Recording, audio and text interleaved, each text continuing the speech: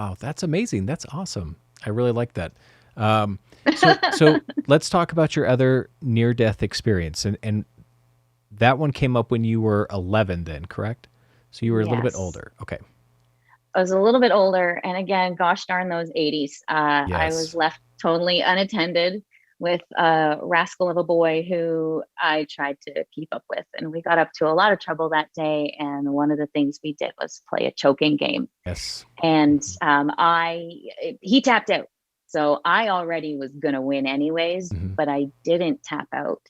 And I can remember moments of that as it was happening, but I wasn't going to tap out.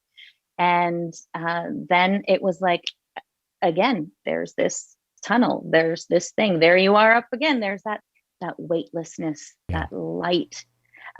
And because it had happened when I was so young, Hmm. it didn't feel that weird. I mean, I had two near death experiences and only been to Disneyland once. I mean, the Right. stats on Right. NDEs were Yeah, higher. exactly.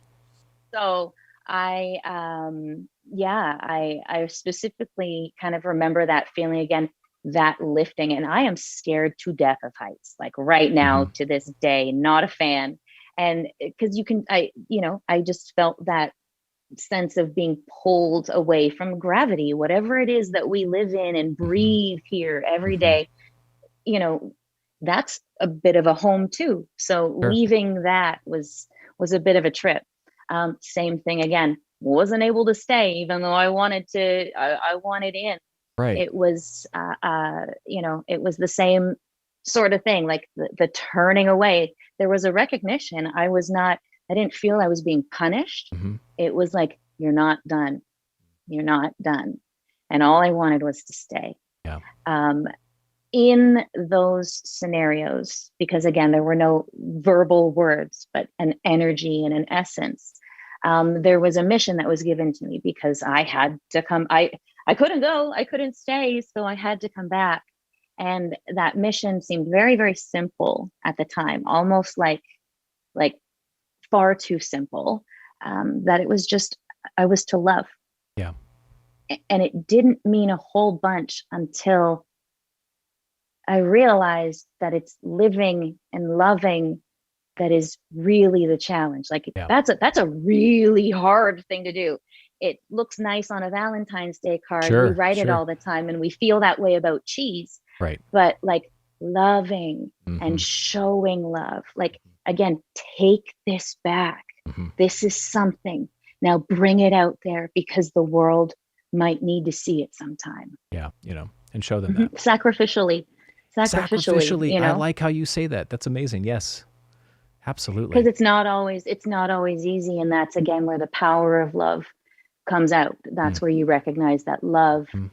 can get you through like bitterness and Yeah. anger. Love is the antidote to unforgiveness. Yeah. Yeah. Well Love said. Perfect. love love is what gives other people the power to love you in return. And if you're the one to give love first and just be that example again and again and again, then maybe after time you get one or two or three pieces back. Mhm. But if that's not what we do it for. It's to be able to pour it out. And those water well things or those Yes. water wheels, Yeah. takes takes some time from the water at the top to make its way down to the bottom. But we just have to keep it going, keep that cycle going. And it's the exact opposite of what I feel we're shown around. Everything is Yeah. feed yourself more, give yourself more. You will feel better if you have this. And it feels good very temporarily to get these things. I like shiny, but Hmm. shiny fades.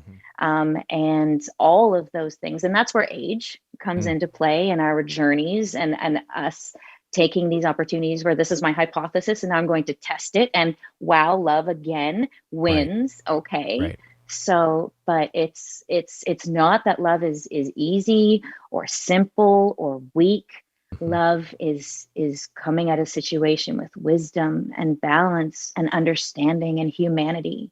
Absolutely. Because again, we don't have a lot of that right now. Right. Right. We're tired. We're all irate. We're all fed up to here. So, it's difficult to act out of love when we're in this heightened space and state of alarm. So again, if by showing love, we can be an example of that, Hmm. then that's our little part too. Little things matter. Little Yeah. things matter. They do.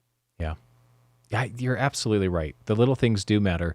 And I think that, people who are listening to this or people who are watching this, they should know that even the littlest thing that they do, it could be as simple as sending somebody a text message or giving them a card or something and just telling them that you care about them. I think it goes a long ways because you never know what people are going through.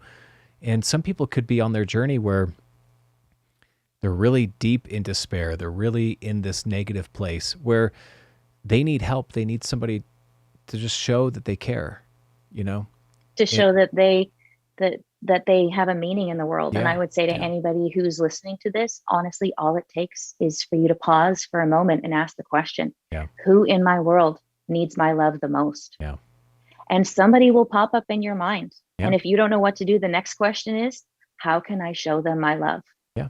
And it might be a an idea or a scenario that might make you vulnerable, but guess what? There's power in that too. Oh, So absolutely. take the risk, Absolutely. take the journey Yeah. to really, really punch through this, because more than ever, I mean, we've had 2 years plus of us being more scared of our neighbors and our friends and this and that, so much division that I love melts it all. Like Yeah. love melts your ice caps so It sure fast. does. It sure does. So, And I if think we can that's pause to see how we can love, that's, absolutely, absolutely. mm, I really think that is so important, especially now.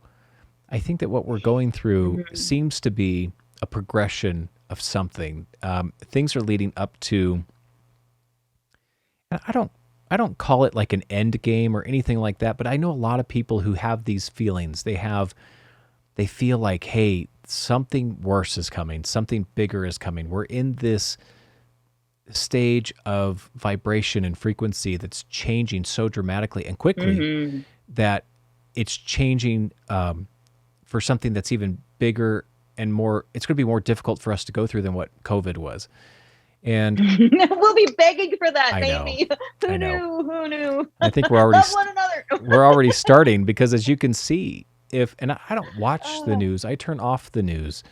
Um, Mm-hmm. but sometimes the news will play in the background and I might catch a glimpse of something and I can see where, how many wars we've had in not only our lifetime, but then our grandparents' lifetime, etc. I mean, there's been so many different wars that it's interesting to me that we go from a pandemic, which is such a negative feel. It's like shut yourself away from everybody, stay away, lock yourself in, to then now they don't even talk about that. They don't even care about that. Now all they care about is saying, this is the big war. Look at this war. Look at how big this is. This is coming.